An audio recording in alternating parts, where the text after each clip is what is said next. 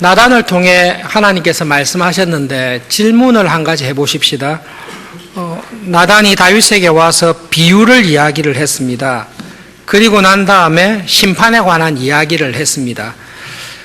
나단을 통해 하신 이 비유를 저작권을 따지면 나단이 만들었겠습니까? 하나님께서 나단에게 말씀해 주셨겠습니까? 사소한 거지만 그걸 한번 생각해 보십시오. 하나님께서 뒤에 심판에 관한 이야기를 나단을 통해 하라고 하셨을 때 이런 심판이 있을 것이다. 이 분명히 하나님께서 나단에게 주신 말씀일 것입니다. 나단이 임의로 할 수 없을 것입니다. 비유는 어떻습니까? 비유는 나단이 만들었겠습니까? 이것까지 하나님께서 주셨겠습니까? 하나님께서 이 비유까지도 나단에게 말씀하시지 않았을까라는 생각이 듭니다. 어쨌든 나단이 생각을 했던 하나님께서 그대로 일러주셨던 분명한 것은 나단의 비유에서 하나님께서 생각하시는 다윗의 죄의 본질을 이 비유를 통해서 지적하고 있습니다. 그래서 오늘은 나단을 통해 하나님께서 하신 심판의 말씀과 나단의 비유를 통해서 하나님께서 주목하시는 죄의 본질이 무엇인지를 잠깐 살펴보도록 하겠습니다. 먼저 7절부터 14절까지 다윗이 범한 죄에 관해서 하나님께서 심판을 선언하시는 내용이 세 가지로 나와 있습니다. 7절에 이스라엘 하나님 여호와께서 이와 같이 이르시되 하면서 첫 번째 심판을 말하고 있습니다. 그것은 칼로 우리아를 죽였기 때문에 너희 집에서 칼이 떠나지 않는 그런 징계와 심판이 있을 것이다. 그것이 우리아를 죽인 살인에 관한 하나님의 심판의 말씀입니다. 두 번째로 11절에 여호와께서 또 이와 같이 이르시기를 하면서 두 번째 심판에 관해 말씀합니다.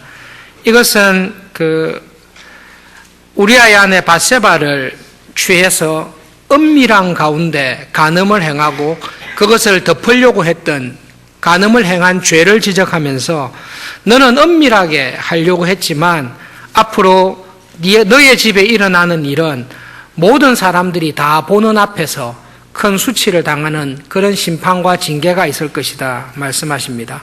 세 번째 하나님께서 하신 심판은 다윗이 그 말을 듣고 자발적으로 금방 회개를 했습니다마는 네가 한 행위로 말미암아 하나님의 이름이 원수들 사이에 크게 모욕을 받았기 때문에 밧세바와 관계에서 낳은 아이가 죽게 될 것이다.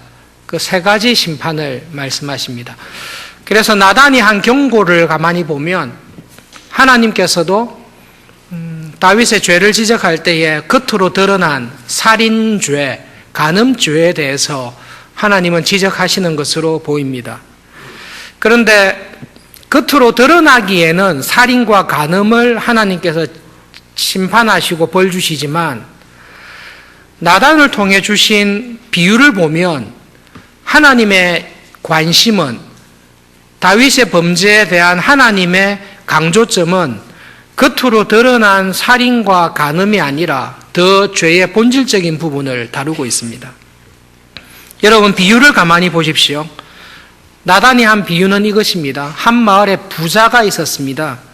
그 부자에게는 양과 소가 많이 있었습니다. 부족함이 없었습니다. 옆집에 가난한 사람에게는 새끼 양 한 마리밖에 없었습니다. 한 마리밖에 없고 가난하니까 딸처럼 친하게 지내는 그런 양 한 마리가 있었습니다. 부잣집에 손님이 왔습니다. 부자가 자기가 많은 양 가운데 한 마리 잡아서 손님 대접하면 되지 않습니까? 근데 부자가 어떤 마음을 먹었는지 자기한테 그렇게 많은 양과 소가 있는 것을 알고도 가난한 사람 집에 들어가서 힘없으니까 강탈을 해온 겁니다. 강탈을 해와서 그 양을 잡아서 손님 대접을 했습니다. 그게 나단의 비유입니다. 살인죄나 간음죄를 지적하고 있습니까? 여기는 살인이나 간음에 대해서는 전혀 내용이 없습니다. 하나님께서 하신 심판을 볼 때는, 우리가 기대할 때는 하나님 마음에 크게 화가 나게 한 이유가 살인을 범하고 간음을 행한 것으로 생각이 됩니다. 그런데 하나님께서 주신 이 비유에서는 하나님께서 겉으로 드러난 살인과 간음에 대해 분노했기보다는 그러한 죄를 범한 본질, 그 죄의 뿌리가 되는 것에 대해 하나님께서 굉장히 분노하시고 그것을 다윗에게 지적하는 것을 비유가 말해주고 있습니다. 이 비유에서 무엇이 그렇게 화가 났을까 하는 다윗의 반응을 보시면 됩니다.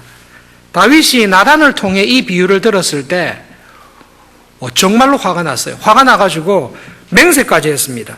여호와의 살아계심을 두고 맹세하는데 이 일을 행한 사람은 정말로 죽일 만한 사람이다. 그리고 율법에 따라서 4배로 갚아야 된다. 양은 4배고 소는 5배거든요. 4배로 갚아야 된다. 어떻게 이렇게 못된 짓을 하냐? 다윗이 화가 굉장히 났습니다. 왜 화가 났죠? 부자가 살인을 했습니까? 간음을 했습니까? 전혀 안 했습니다. 다윗이 화가 난 것은 이 부자가 도무지 해서는 안 될 일을 한 것에 대해 화가 난 겁니다.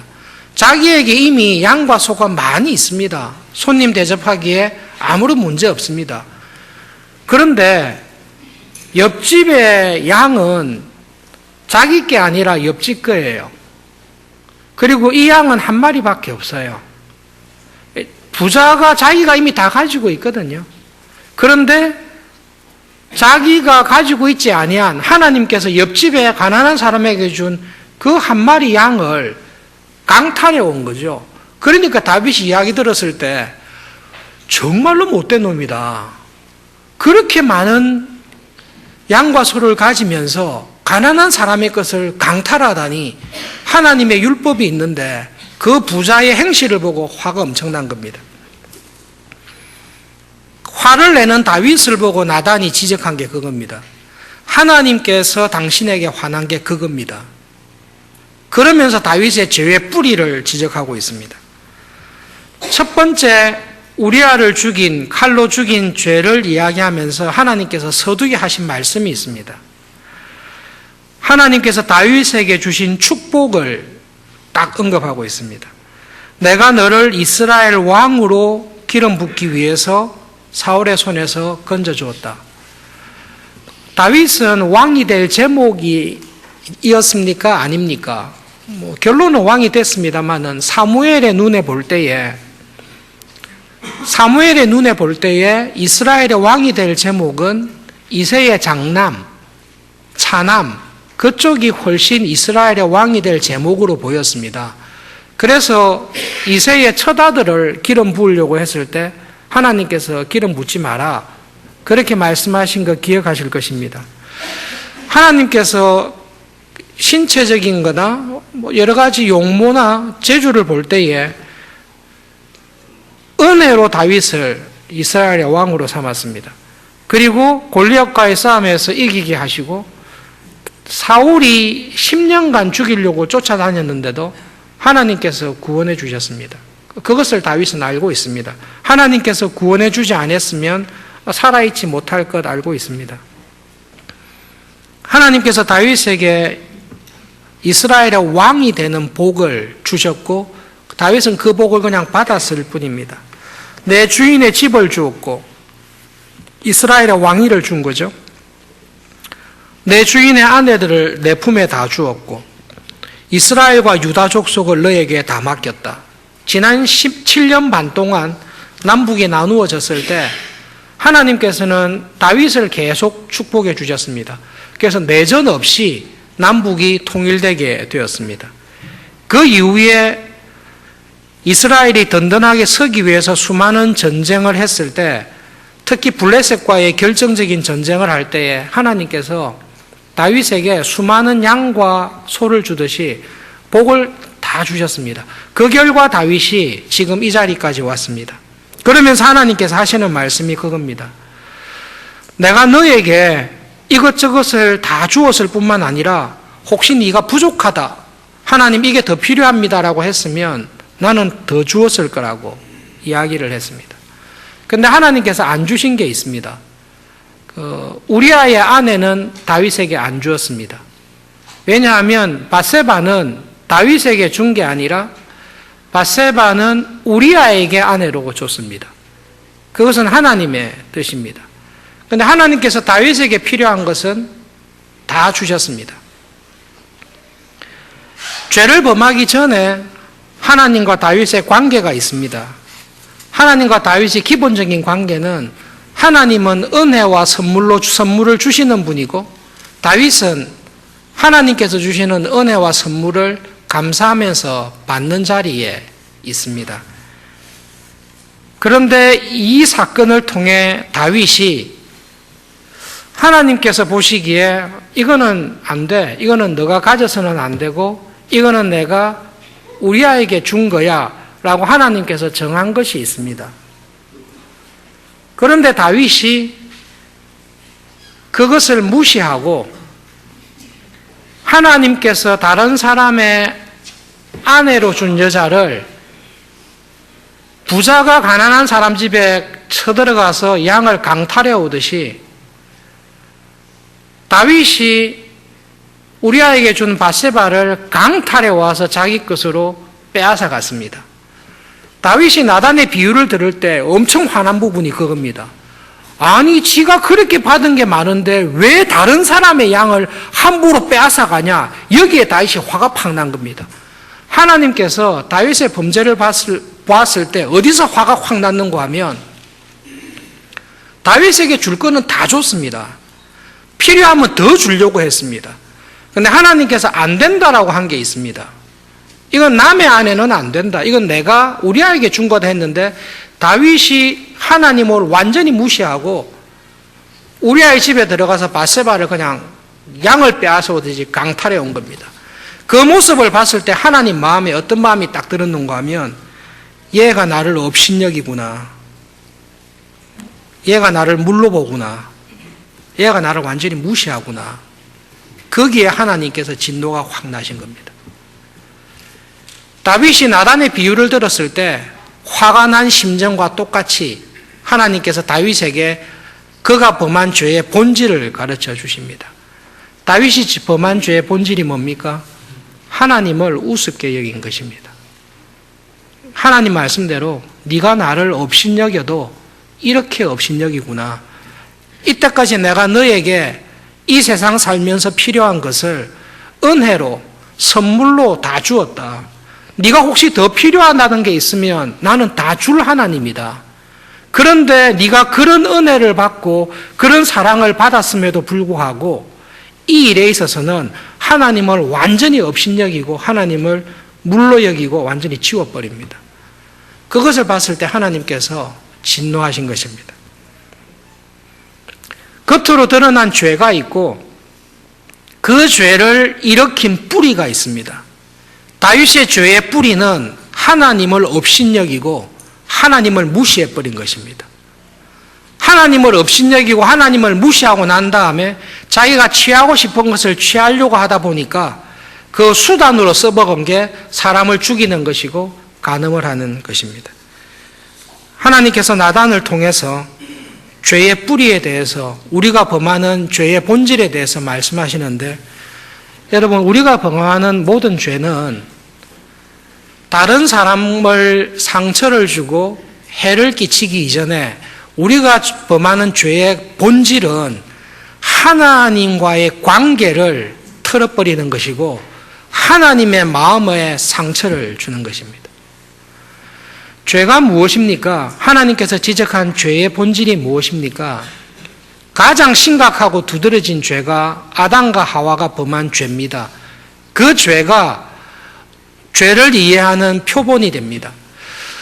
아담이 살인을 했습니까? 아담이 간음을 했습니까? 아담과 하와가 무슨 죄를 지었습니까? 딱 한 가지 죄를 지었습니다. 하나님을 업신여기고 하나님의 말씀을 우습게 여긴 것이 죄의 본질입니다. 선악을 알게 하는 나무의 열매는 따먹으면 안 된다. 그게 내 뜻이다. 거기에 대해서 아담과 하와가 하나님의 말씀을 업신여기고 하나님을 무시하고 내가 원하는 것을 취해버리는 것, 그것이 죄입니다. 여러분, 우리가 죄를 범할 때에 하이델베르그 교리문답을 배우면서 십계명을 배울 때 교회에서 전통적으로 죄에 대해서 두 측면을 이야기를 했습니다. 적극적으로 범하는 죄의 모습이 있고 소극적으로 행하는 죄의 모습이 우리에게 나타나고 있습니다. 적극적으로 해야 하는 것은 시기하고 미워하고 질투하고 그게 더 심해지면 사람을 때리고 죽이는 것, 적극적으로 악을 행할 때가 있습니다.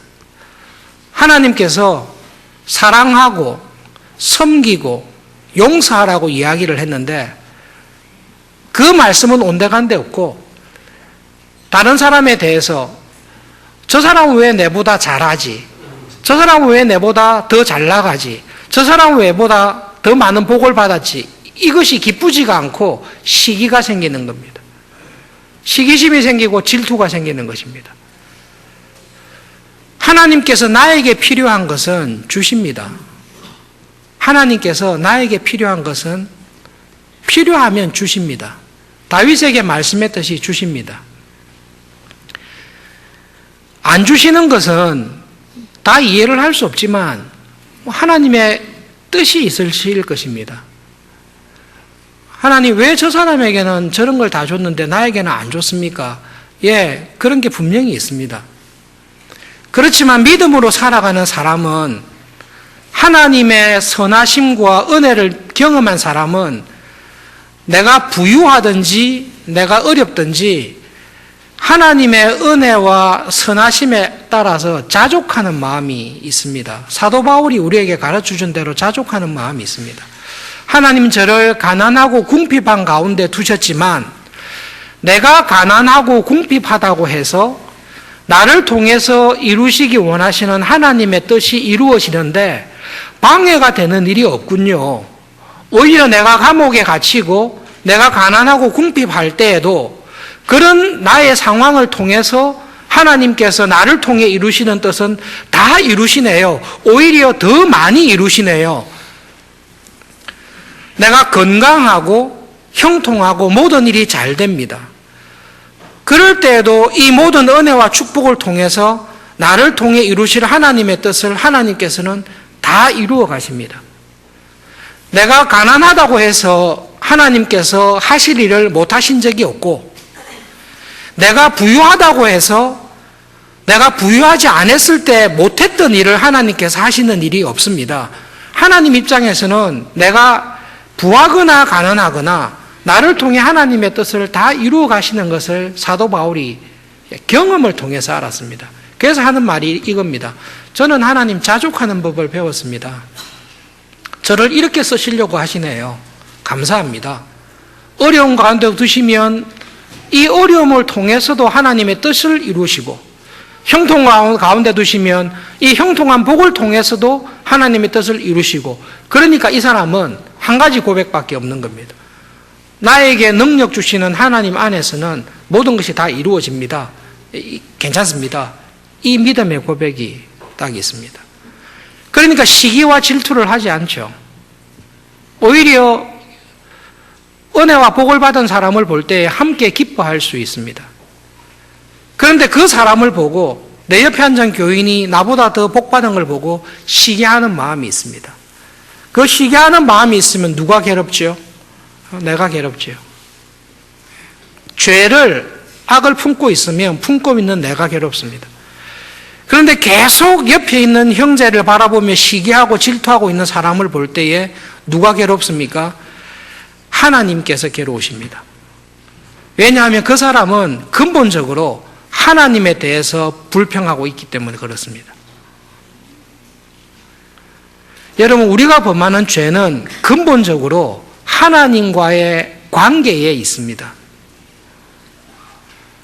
끊임없이 미워하고 끊임없이 정오하면서 살아가는 우리를 볼 때에 누가 가장 마음을 상하는가 하면 하나님께서 그 마음을 상하십니다. 왜 상하십니까? 하나님을 업신여기고 하나님을 무시하고 하나님에 대한 생각이 없기 때문에 그렇습니다. 오히려 자기의 욕심에 사로잡혀서 그 욕심에 의해서 하나님을 비방하고 하나님에 대해서 불평을 품고 있기 때문에 그렇습니다. 적극적으로 악을 행하는 쪽으로 우리가 죄를 범하기도 하지만 소극적으로 하나님께서 하라고 하는 것을 하지 않으면서 우리는 죄를 범합니다. 사랑하고 용서하고 섬기라고 하셨는데요. 사랑하지 않고 용서하지 않고 섬기는 일을 잘 하지 않습니다. 왜 안 합니까? 귀찮고 힘들거든요. 정말로 귀찮고 힘들고 짜증날 일이 많습니다. 그러니까 사랑해야 되지만 사랑하지 않습니다. 어려운 중에 있는 사람을 돌보아야 된다는 걸 알지만 돌보지 않습니다. 그렇게 사람을 섬기거나 돌아보지 않습니다. 그런 우리를 볼 때 누가 속이 상하는 거죠? 하나님께서 속이 상하시는 거죠. 왜 속이 상하시죠? 하나님의 말씀을 업신여기고 무시하거든요. 하나님께서 분명히 이렇게 하라고 했는데 우리는 그 말을 신중하게 듣지 않습니다. 그러니까 하나님만큼 우리에게 업신여김을 당하는 분도 없습니다. 하나님 나라 가서 예수님의 속을 들여다보시면 다 썩어 있을 것입니다. 끊임없이 우리는 하나님을 무시합니다. 끊임없이 하나님에 대한 하나님을 인정하는 마음이 없고 우리의 욕심에 따라서 하나님을 항상 누르는 것입니다. 나단이 지적한 다윗의 죄는 이겁니다. 하나님께서 있는 자리, 하나님께서는 은혜를 주시는 분이고 다윗은 은혜를 받았던 사람이었습니다. 죄를 범할 때 다윗은 하나님을 하나님의 자리에서 끌어내려 버리고 자기가 하나님 자리에 갔습니다. 하나님이 이 자리에 계시면 자기가 원하는 걸 안 주실 거니까. 그래서 하나님과 자기의 자리를 뒤바꿔 버리고 하나님이 계실 자리에 자기가 올라앉은 것, 그것이 다윗이 범한 죄입니다. 그것을 하나님께서 나단을 통해 짧은 구절에 2번 연달아 이야기하십니다. 네가 나를 이렇게 업신여길 수 있냐? 네가 나를 이렇게 무시할 수 있냐? 그것이 다윗이 우리가 항상 범하는 죄의 본질입니다. 여러분, 말씀을 생각하면서 우리에게 있는, 우리가 믿음으로 살아간다고 할 때 믿음으로 사는 것이 무엇입니까? 그것은 하나님을 항상 인정하고 기억하면서 사는 것이 믿음으로 사는 것입니다. 한국교회가 우리들이 극복해야 될 신앙의 부분이 있습니다. 그것은 하나님을 예배당 안에 가두어 두는 것입니다. 주일마다 나와서 예배를 드리고 성경을 읽고 기도를 하고 소그룹을 모일 때는 하나님께서 내 삶의 중심에 계십니다. 그런데 우리가 직장 생활하거나 사회 생활하거나 가정에서나 이 세상에 살아갈 때에 하나님을 내 삶의 중심에 모시지 않고 그 자리에 우리의 욕심이나 우리의 생각이 들어갈 때가 있습니다. 신문지상에 또 교단 안에서도 교단의 일을 하거나 크리스찬들이 세상에서 살아갈 때에 직장 생활 속에서 하나님을 무시하고 하나님의 말씀을, 여호와의 말씀을 업신여기고 살아갈 때가 있습니다. 그 결과 어떤 열매를 맺습니까? 다윗이 하나님의 말씀을 업신여기고 하나님을 무시함으로 말미암아 나단이 말한 대로 하나님께서 원수들 사이에 엄청나게 욕들을 먹을 일이 생기게 되었습니다. 우리가 하나님의 말씀을 우리 삶의 중심에서 끌어내리고 내 욕심대로 행하면 하나님께서 우리 때문에 온 세상에서 비방거리가 되고 욕을 먹는 것을 우리는 신문지상을 통해서 지금도 여전히 보고 있습니다.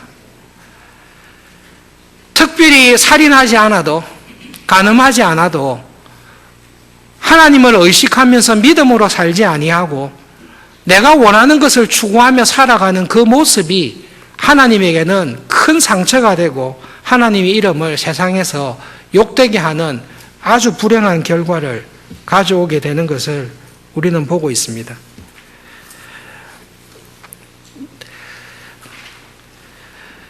하나님을 믿는 것을 주일 예배에만 국한시키지 말기를 바랍니다. 주일마다 교회에 오셔서 예배 드리시죠.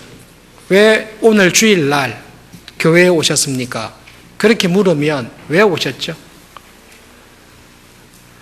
저를 보고 싶어서 오셨나요? 그렇지는 않으시죠? 왜 오셨습니까? 우리들 마음에 하나님의 말씀대로 하나님을 사랑하며 살기 원하는 은혜를 우리에게 주셨습니다.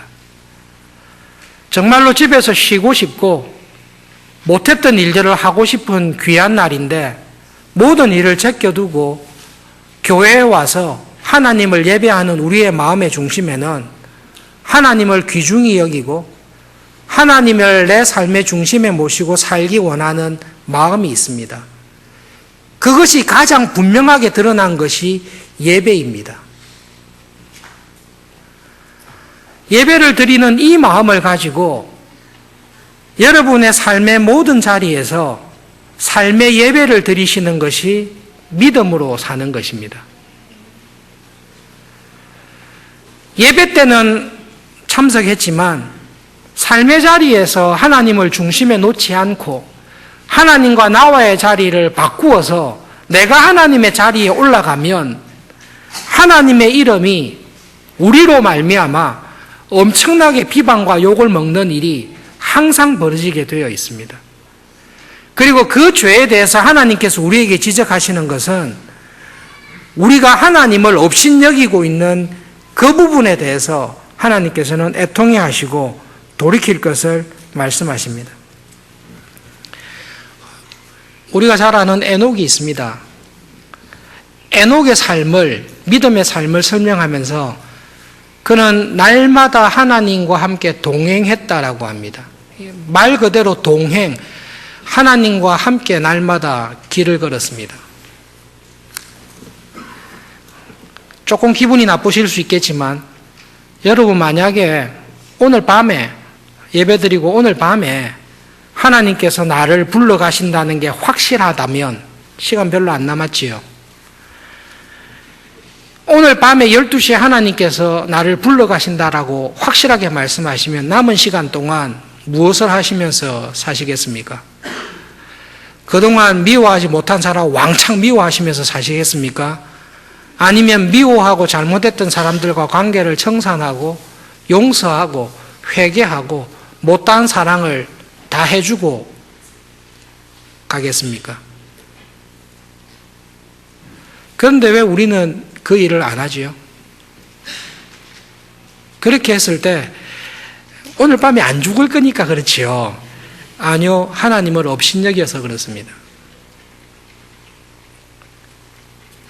하나님을 업신여기고 하나님을 사랑한다고 하면서 실제로 하나님을 우습게 여기기 때문에 우리가 그 일을 하지 않는 것입니다.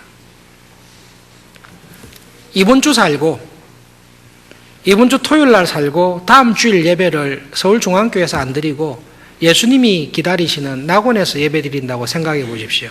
한 주간을 어떻게 사시겠습니까? 그러지 않기를 바랍니다. 그러지 않기를 바랍니다마는 하루를 시작할 때, 한 주를 시작할 때 이런 마음은 가지려고 저도 애를 씁니다. 정말로 애를 씁니다. 하나님, 오늘 설교가 이 땅에서 제가 해야 될 마지막 설교라면 제가 어떻게 준비하겠습니까? 달라지는 거죠. 죽음이 있다는 것은, 죽음이 있고 은퇴가 있다라는 것은 우리의 삶을 값지게 하고 복되게 하는 것입니다. 하나님께서 아담과 하와가 타락하여 죽게 되었을 때 영원히 죽지 않고 육체의 죽음을 주셨는데요. 하나님은 죄로 말미암은 악까지 우리의 선을 위해서 쓰실 수 있습니다. 우리에게 죽음이 있다는 것은 우리의 삶을 값지게 하는 것입니다. 이번 한 주간 살아가실 때 이 생각을 하시면서 살아가시면 좋겠습니다. 토요일까지 살고 주일날에는 하나님의 나라에서 예배 드릴지도 모른다. 그러면 내가 한 주간에 이 세상에서 어떤 믿음의 열매를 가지고 살 건가? 그리고 하나님 앞에 서게 되었을 때 어떤 좋은 선행의 믿음으로 인한 선행의 열매를 가지고 하나님 앞에 서야 될까? 그 열매를 얻기 위해서 이번 한 주간 어떻게 살아야 될까? 진지하게 그것을 기도하며 하나님의 은혜를 구하면서 살아가실 수 있는 한 주가 되기를 바랍니다. 우리의 믿음은 세상 속에서 드러납니다. 너희의 착한 행실을 보고 믿음에 근거한 믿음으로 살아가는 우리에게 하나님 아버지께서 비교할 수 없는 은혜로 분명히 갚아주시고 내가 믿음으로 말미암아 수고한 모든 것, 심지어 정말로 하찮게 보이는 물 한 그릇을 믿음으로 순종하여 대접한 것까지 하나님 아버지께서 은혜로 갚아주신다라는 것을 정말로 믿고 그 하나님의 약속을 확실하다고 생각한다면 그 믿음에 따라서 선한 행실을 하면서 이 세상에서 살아갈 수 있기를 바랍니다. 이번 한 주간만이라도 하나님, 나의 믿음에 의한 선한 행실로 하나님께 영광을 돌리면서 살게 해주십시오. 다음 주 여기 와서 예배드리든 하나님의 나라에 가서 예배드리든 그 믿음의 선한 열매가 있는 한 주간이 되게 해주십시오. 주일뿐만 아니라 매일 하나님을 소중하게 여기며 살아가는 이 믿음으로 살아가는 기쁨을 주십시오. 한 주간 기도 제목이 되시기를 바랍니다. 기도하겠습니다.